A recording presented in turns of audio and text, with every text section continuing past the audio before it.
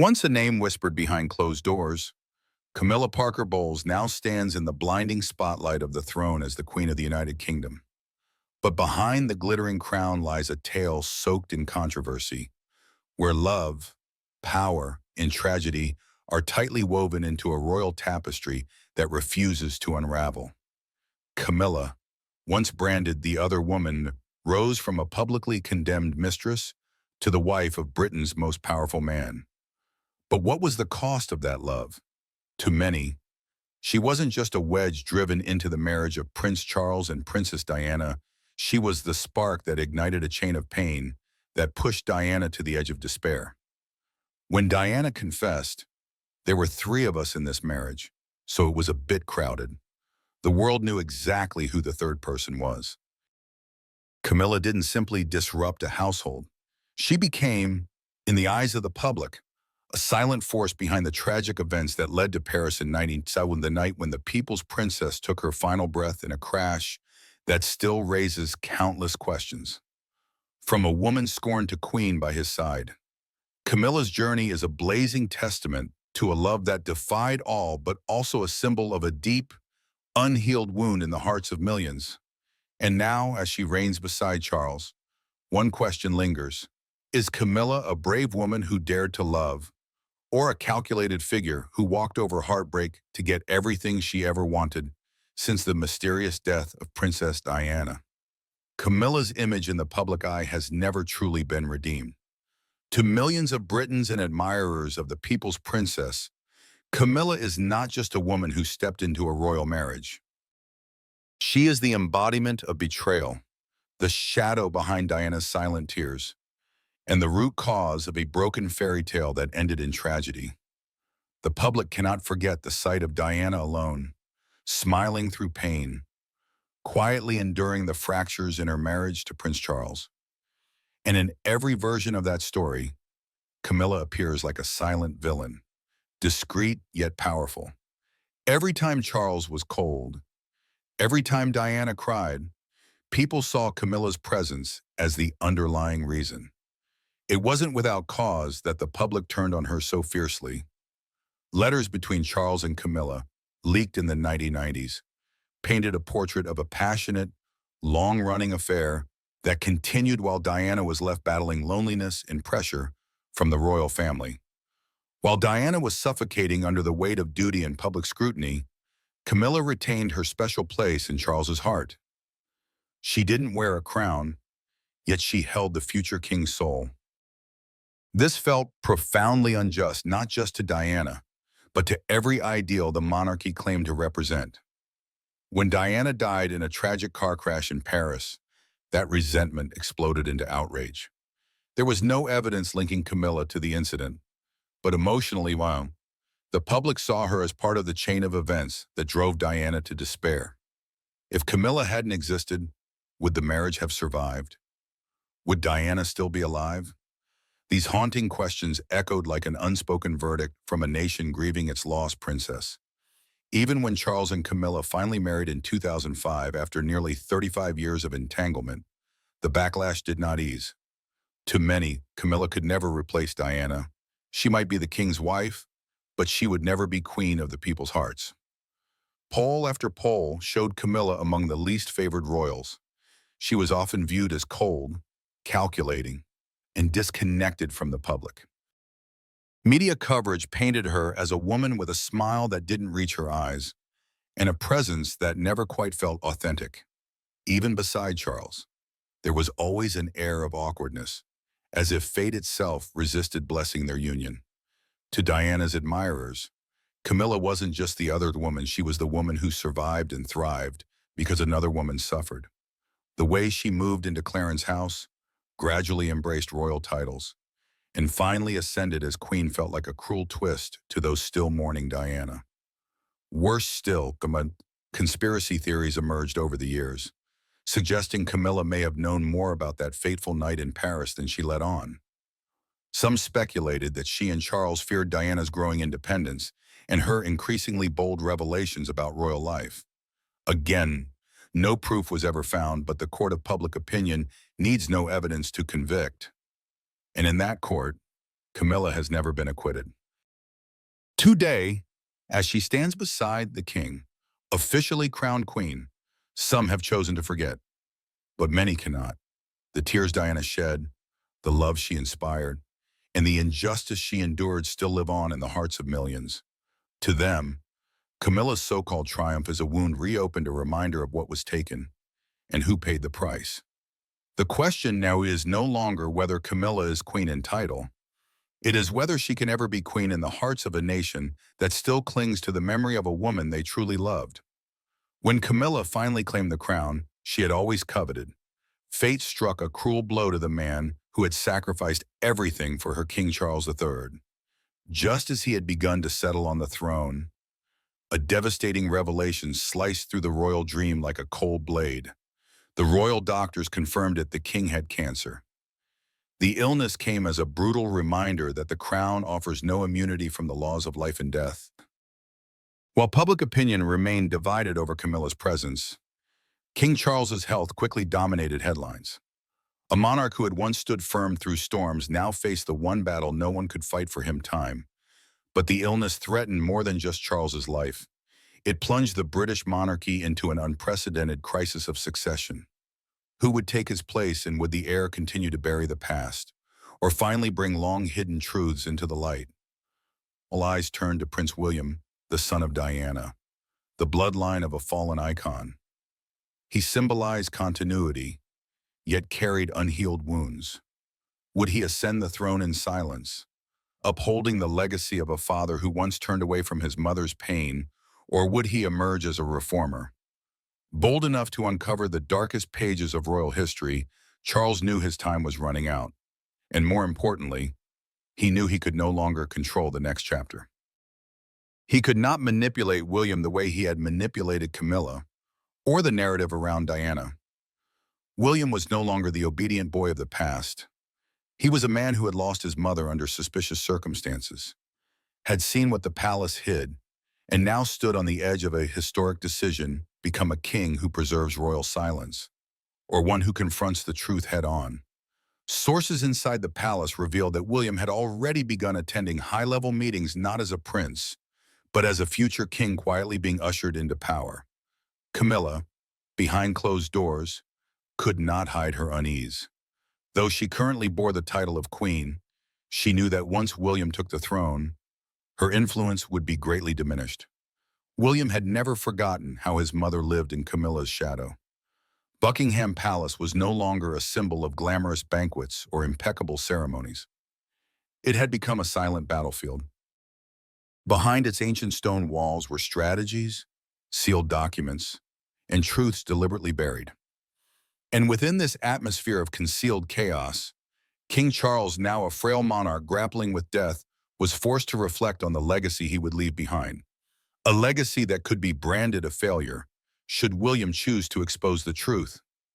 Rumors swirled that William had begun consulting with private advisors and digging into Diana's diaries and recordings, items Charles had once locked away.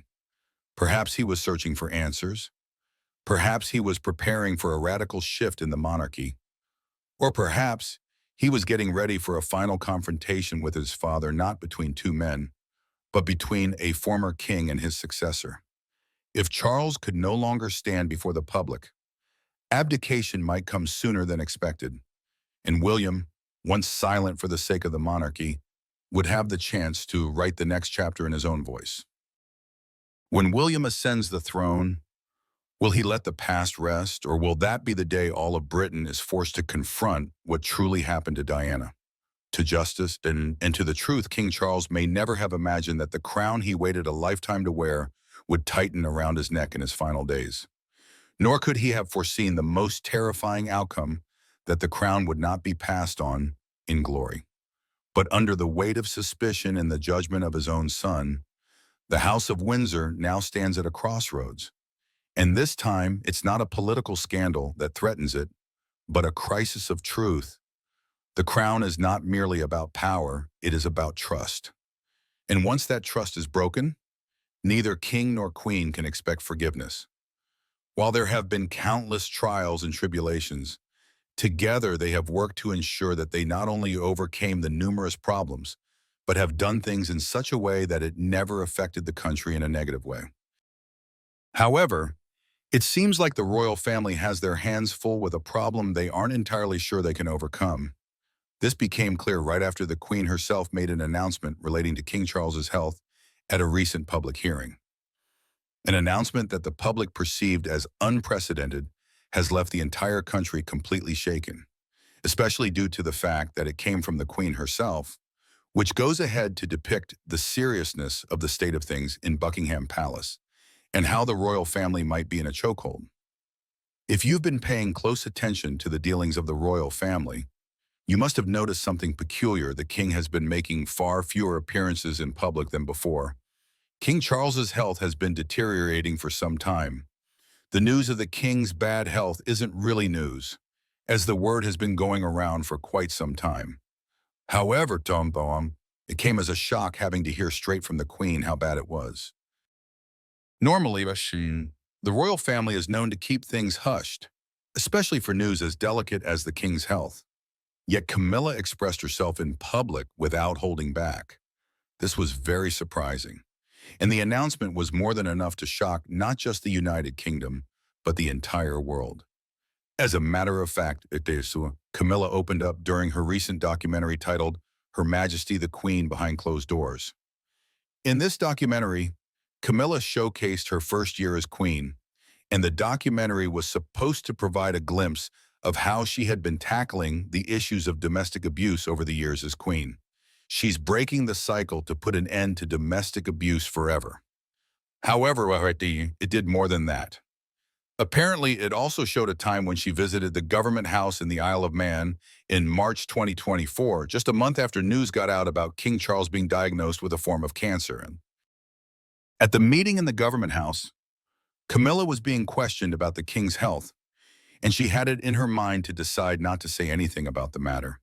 However, she didn't hold back on the details. Giving a reply on she responded, saying that he was doing well. She also stated how the biggest issue is that managing the king's health was deterring the king from doing so much. And this was the major reason why Queen Camilla made most of the official appearances in place of the king. For an announcement that no one would ever expect, this took the entire country by surprise. While the intent behind Queen Camilla's announcement might have been to reassure the citizens of the king's health, it also gave a full glimpse of how the power dynamics are shifting in Buckingham Palace. Let's say the king is doing less than before and making fewer appearances as well. Does that affect the decision-making in the palace? For the times when a new policy was enacted, can we say that the king himself approved of it? Or was it a unanimous decision between the other royals? These are the questions that a whole lot of people have been asking. While there are citizens bothered about how the royal family's decision to push the king behind the big stage would affect the reformation of the state, there are also spiders who believe that Camilla's statement was a front to sway the country from the truth that the king's health might be getting worse. If that's the case, her announcement might have been more personal, due to a possible outburst of emotions that might have been swirling up inside her ever since. After all, let's not forget that while Camilla is the queen consort, she also is the partner of the king. That being the case, it definitely must have not been easy watching the one she loves face the harsh conditions that come with cancer. Making the announcement might have not just been to convince the people, but might have been to convince herself as well that everything is fine with King Charles. What do you think about that? It's a sad but yet pretty tricky situation, so we can only help by breaking things down so you know the full implications of the Queen's announcement and how it can redefine the fate of the royal family. How influential is the Queen's announcement? Well, you are about to find out. Stay on to get the full details. Queen Camilla and the implications of her announcement. In truth, there are a lot of theories and reactions from the citizens pertaining to Camilla's announcement. However, what each and everyone had in common was the shock and surprise on their faces. But then, for you to know just how much this announcement carries weight, it is important to know about how she took the stage to become queen consort. Obviously, in the eyes of many, Camilla's ascension to the throne isn't all white, and it's easy to see why that is the case. Apparently, this is because of several talks about the scandals between her and King Charles from when Lady Diana was still alive and married to Charles. Because of the story surrounding their relationship, the most conceived notion is that her position as queen isn't well deserved. It is true that Queen Camilla might not have merited her seat like the other royals, but it still doesn't change the fact that she has done quite a good job as queen consort over the years. Camilla hasn't just proven herself to be a one-of-a-kind queen consort, but has also proven herself to be a good partner to the king, offering both personal and professional support where necessary. As queen consort, her role involves accompanying the king on official engagements, hosting foreign dignitaries, and representing the crown in various charitable and ceremonial functions. One can say that these are more or less a summary of what the modernized image of the monarchy is like. On her own, Camilla has also orchestrated quite a lot of events to tackle issues like literacy, domestic violence, and many others in the UK. Let's not forget how her patronage extends to organizations like the Royal Literary Fund that promotes literacy. This sets her apart as one of the most compassionate people to ascend the throne as queen. Despite all her achievements and contributions, Camilla has faced quite a lot of scrutiny from the citizens. Still, she has adapted to being on the scrutiny end, fulfilling her duties regardless. Amidst all of these, the most challenging challenge is the reformation of royal policies and laws alongside the king to fit modern times. At least that's what everyone thought. Not until word got out to the public about the king's health condition. While the public is taking the news with mixed reaction, there have also been several responses from members of the royal family concerning King Charles's cancer diagnosis. Prince William and Princess Catherine, who are known for their forward approach, released a statement emphasizing their father's resilience and unwavering dedication to duty. Furthermore, they also thanked the public for their support during his administration as king. While Prince William and Princess Catherine were able to hold back their emotions, the same couldn't be said about Prince Harry and Princess Anne. Prince Harry, despite his geographical and personal distance, issued a heartfelt statement highlighting his father's enduring commitment to the causes close to his heart. On the other hand, Princess Anne, who has a strong relationship with Charles, offers a deep glimpse into the personal side of their sibling relationship. It can almost be said that she was the one who was the most heartbroken because of the news. While Princess Anne made a few remarks, she celebrated him way more than the others did, giving a picture of a family that is unified just as much as they are diversified. At the moment, there is clearly an atmosphere of unrest in Buckingham Palace. And it should have been much easier to control if not because of the sequence with which the bad news has been springing up. While Camilla might have announced King Charles's illness, it turns out that the king isn't the only one who is sick. Apparently, the queen consort herself is facing complications with her health. Yes, you heard right. This became known to the public after the queen canceled two planned appearances in November. As a matter of fact, the queen was supposed to attend the annual Field of Remembrance event at Westminster Abbey and co-host a Buckingham Palace reception for the medalists of Team Great Britain alongside King Charles. However, that never happened. Instead, for the event at Westminster, she was represented by Birgit, the Duchess of Gloucester. It was later on that news came out that the Queen was sick, having been diagnosed with a chest infection. The Queen has had to cancel her engagements this week after being diagnosed with that chest infection. The reports given by the royal family were that the doctors advised a short period of rest for the Queen to recuperate. However, the public is afraid that the report might not be the full extent of the whole thing. According to a few, they believe that the royal family might be holding back details on the severity of the whole thing. Could that be the case? It's pretty much hard to say at this point. We can only take the little info that they have provided to us as it is. While matters are still arising, Queen Camilla has made sure to apologize to all those who may have been inconvenienced or disappointed as a result of her absence.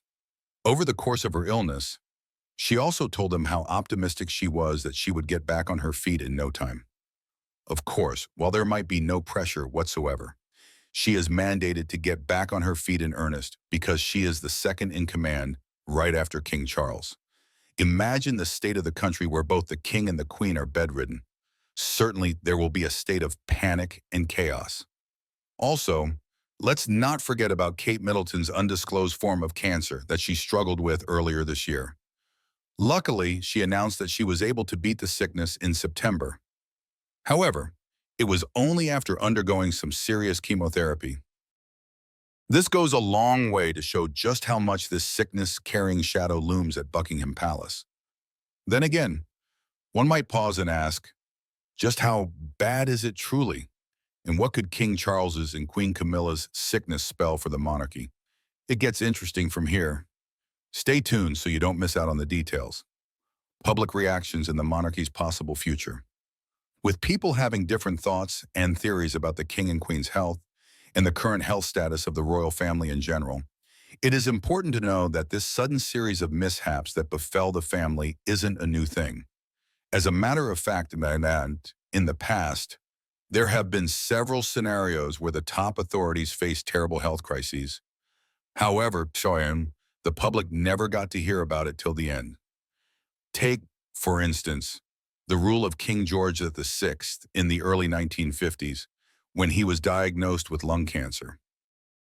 As a matter of fact, during this time, the king's condition was largely concealed from the public, and every single detail was kept private within Buckingham Palace. This secrecy move was made so that the country would be able to preserve its image of strength. So, did that work? Definitely.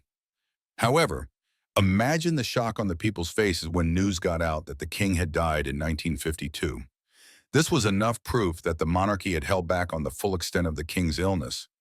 Even though the monarchy might have been able to save face, the lack of transparency came at a cost, washing away the trust and confidence of the people in the royal family. It is also said that history would have repeated itself with Princess Margaret, Queen Elizabeth II's younger sister. When she was alive, she faced numerous health challenges, including a lung operation and strokes later in life. You have to admit, these were all worthy of concealing from the public, but instead they were made public. These struggles of hers were what humanized her in the eyes of the public. Considering the history of the royal family, you can say this is when the royal family started to experience a shift in how they address such issues. Even though that is the case, there are still people who believe that the royal family has reverted back to the ways when King George VI was alive. According to beliefs, this measure is because of the tension and show-off power between top leading countries around the world. That being said, it's fair that the public should be stunned and a little pessimistic about how future events will unfold. Camilla, who announced the state the crown is in, seems to be the one on her feet the most. As a matter of fact, over time, she has distinguished herself as a passionate advocate for health-related causes, most especially in the realm of cancer awareness. Over the years, she has worked with charities like Macmillan Cancer Support, Breast Cancer Now, and Marie Curie. Working with these organizations, all she does is bring attention to early detection and patient support. That's not all. She also gets involved beyond ceremonial roles, presenting personal anecdotes and heartfelt appeals that show that she is genuinely committed to the cause. If you must know, while Camilla creates awareness about cancer, she definitely doesn't hold back talking about how the people close to her are affected. These few stories are what make her relatable to the common people who might be affected. Her participation in events such as the annual Macmillan Coffee Morning or visits to cancer research facilities can't be overlooked as well. Her dominance in the lower skirts of the community is what has elevated her in the eyes of the people as the queen. Now, having heard of her chest infection and how she has been struggling to keep up appearances in place of King Charles, people are starting to humanize Camilla even more, with a whole lot of people wishing her a speedy recovery. Many hope that she will make a full recovery as we enter the new year. That said, a whole lot of fingers are crossed. That aside, being that the Queen Consort is paying more attention to health matters, it is best to expect that there is bound to be a shift in the coming years concerning the issues of cancer and other diseases. There is bound to be more medical research, awareness campaigns, and support for healthcare initiatives in the UK, overseen and approved by the monarchy. Hence, what we are expecting in the coming years in the country is a total reformation of health-related policies, one that will most likely favor all UK citizens. On as grand and glorious a picture that will be, we aren't necessarily talking about the far future.